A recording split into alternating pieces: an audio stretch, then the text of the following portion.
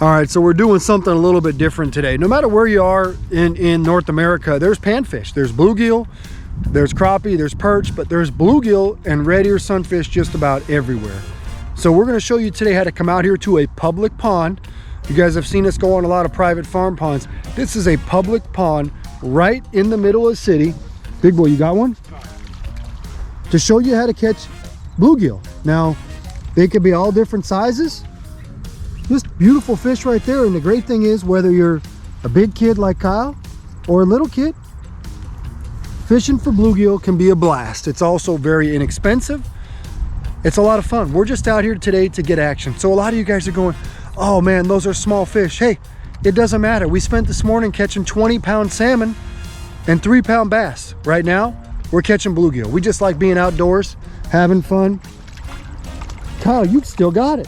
If anyone doesn't like catching, I mean, this is a cheaper bluegill any lake you go to. Maybe not down south, but here. There it is. Easy as that, inexpensive, and you know what? You don't even have to stand up to catch them. I'm not gonna stand at all. That's right. Got him.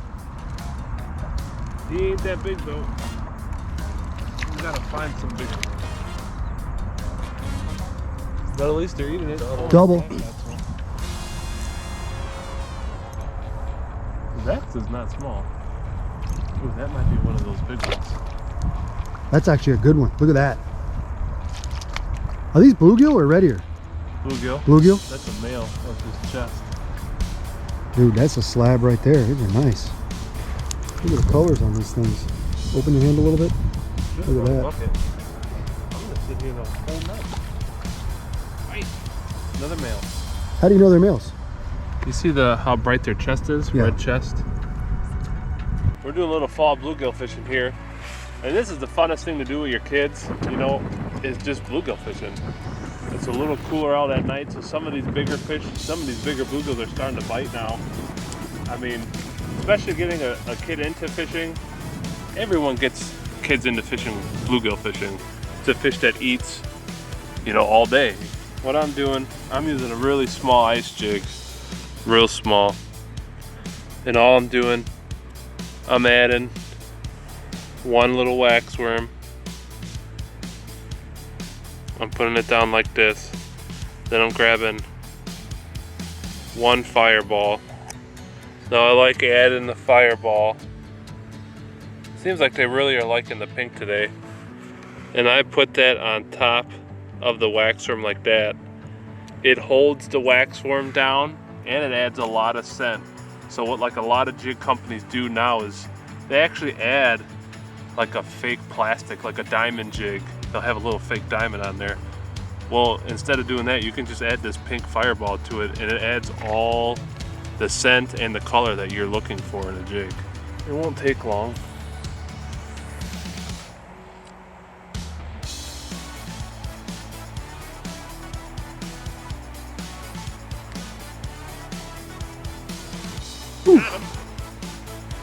I mean, you see that first cast right away, and that's just kind of how it's done. I might have to stand up. Great.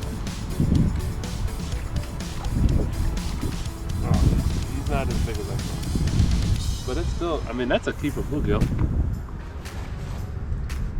It's pretty simple. Kyle is using the pink garlic. Are those pink shad? Yeah, pink shad crappie fireballs. Those are, a lot of guys ask, should I get fireballs or crappie fireballs? The difference is regular fireballs are twice the size of crappie fireballs, which is why these are, you know, made for panfish. So this is the shad flavor, and all you need, we'll show you the exact setup later. Zach's about ready to get one. All you need is a tiny little jig and these crappie fireballs, and you're gonna hook up. Got it. Oh yeah. Perfect.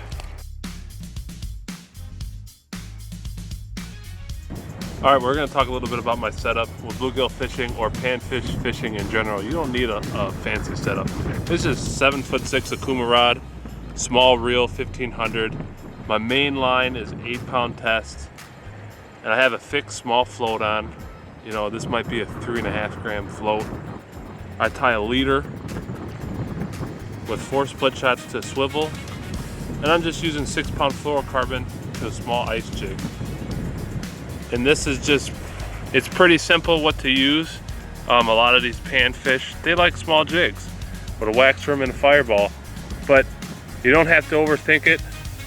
Easy setups are what's, you know, what will produce you fish every day. We're just gonna talk about the depth I'm setting my bobber. This is a fixed float, so it's sitting on your line. You know, to slide it, you have to pull it.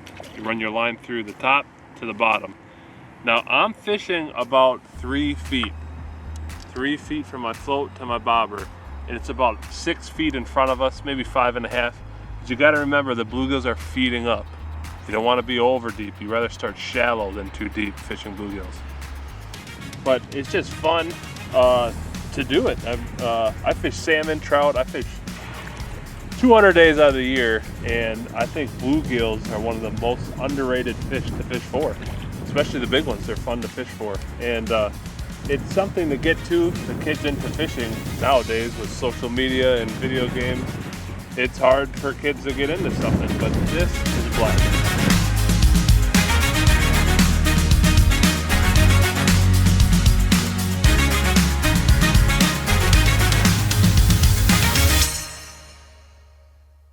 Pautzke products are available at sporting goods stores near you. If you can't find the specific color, size that you want, make sure to go to Pautzke.com. And as a thank you for watching Pautzke Outdoors, we're going to show you a coupon code to be used for 10% off your next order.